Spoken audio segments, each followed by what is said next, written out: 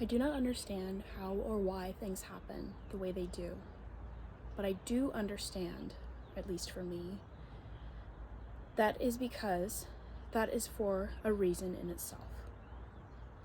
It is not pertinent and is as if the main character in a book would suddenly break through the third-person omniscient narration of the story. The narrator is not a character and therefore has no influence, only the part to play of the story to be told, shared, and relayed. While leading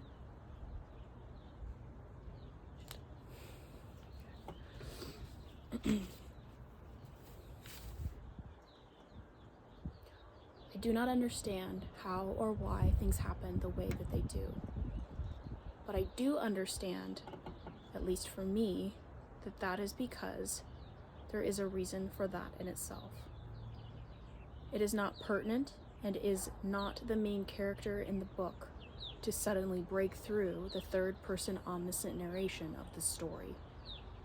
The narrator is not a character and therefore has no influence, only the part to play of the story to be told, shared, and relayed.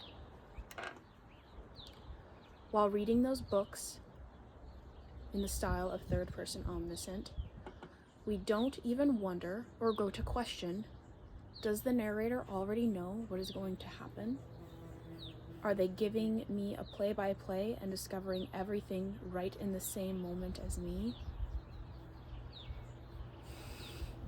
This bee is attacking me. I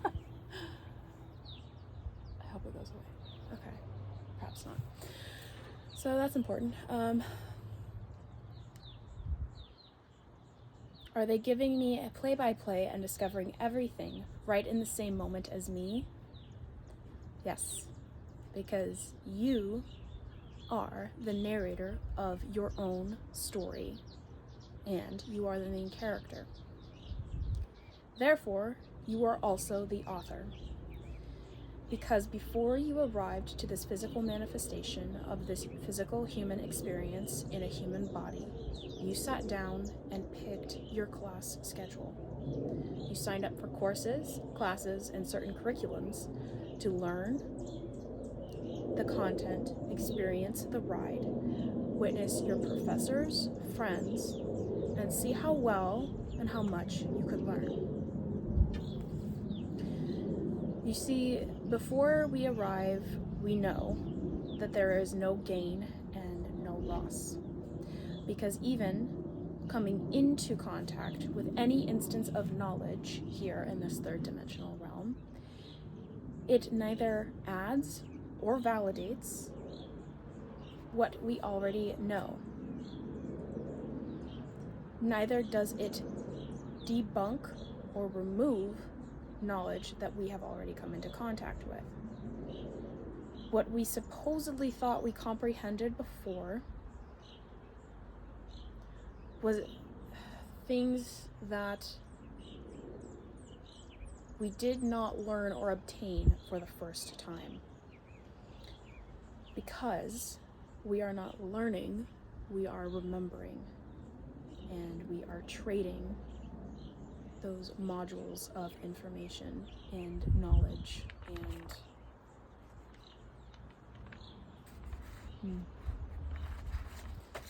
simply we are just being.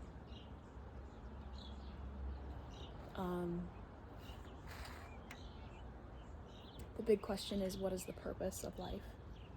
Why are we here? What are we doing?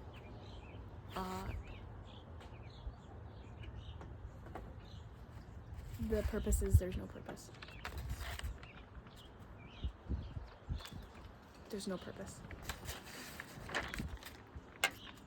We're just here. And to me, that's freeing. I think, without putting too much weight onto it and remaining detached, I think that would generally scare the shit out of the general public, the general collective.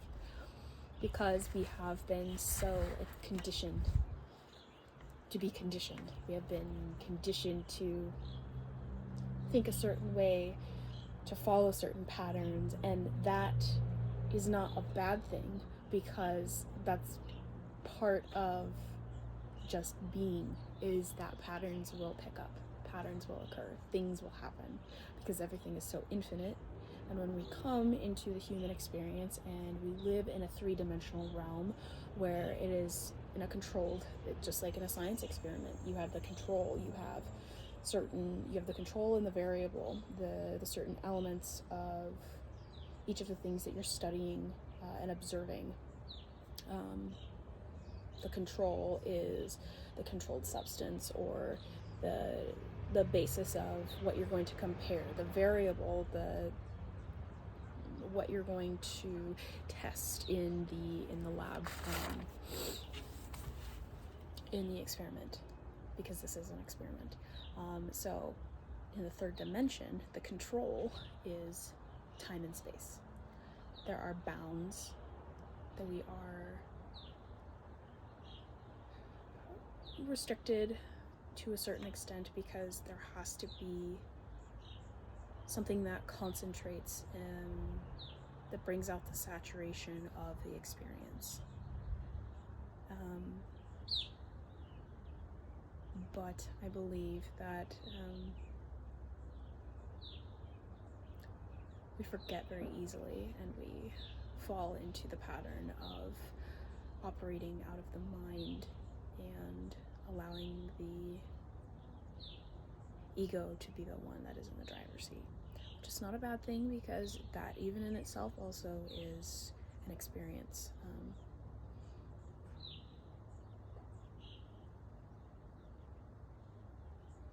But it's all up to you, and it was up to you before you came here. I think the big major things that happen in a person's life, I think were decided before we came. It's what we signed up for. Like I said, with the scheduling your classes, it's exactly that. It's signing up for majors, and you can change your major even after you've decided. And sometimes we go through periods of having an undecided major on a grander scheme of life, where we just don't know, and we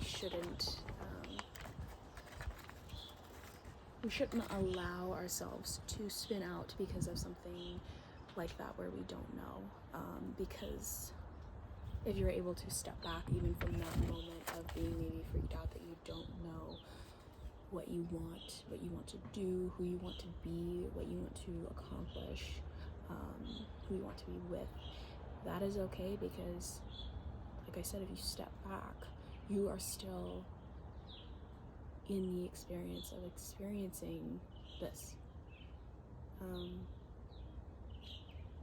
And instead of allowing that anxiety to perpetuate and make you feel, allowing yourself to make you feel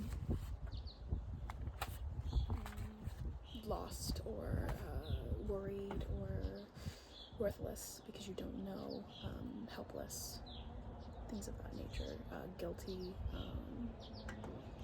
just all of those general, just fearful. It's fear. It's under the umbrella of fear. Instead of doing that, instead of defaulting to that, default to, oh my gosh, like I get to create whatever the hell I want. I can be whatever the hell I want. And that takes a lot of courage, but also at the same time, once you do it, you realize that it didn't require anything, and that is actually the basis and like the actual integrity, the core, the authenticity of what you are. And it's almost like a moment of remembering rather than having the courage to do something. There's this quote from a movie. It's George Clooney. I can't think of what the movie is, but he says, you don't get courage before you go and do the thing that scares the shit out of you. You have have to go and do the thing that scares the shit out of you to gain the courage.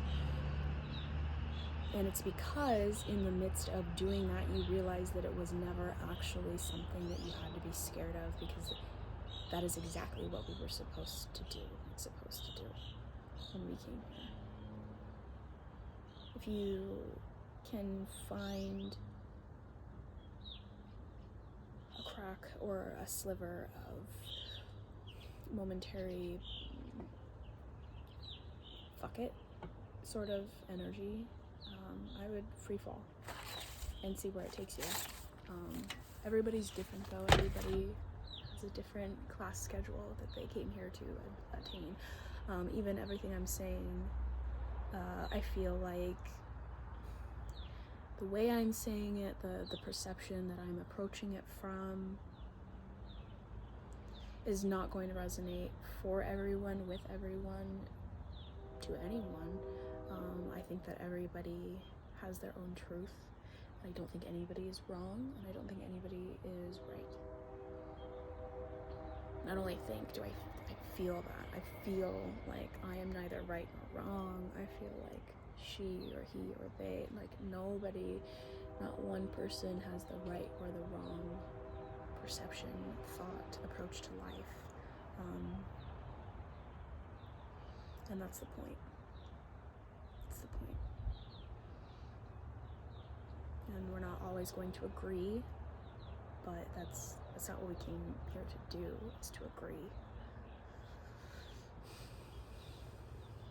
And with that, I attach, because of our current day and age and the fun thralls of mainstream media and everybody having an opinion and everybody kind of being on fire about other people's opinions, your opinion still exists even if a contradictory opinion exists.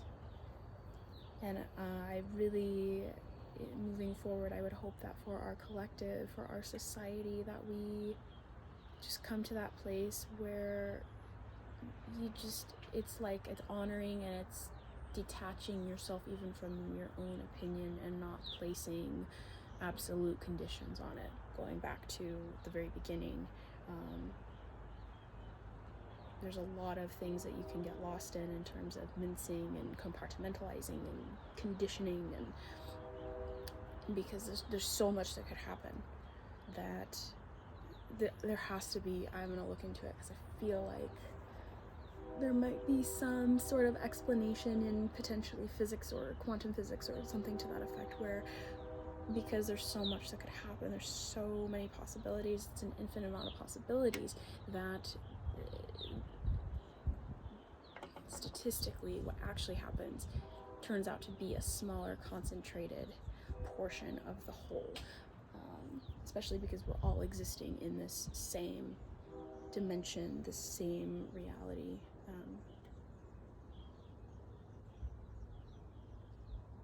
Yeah.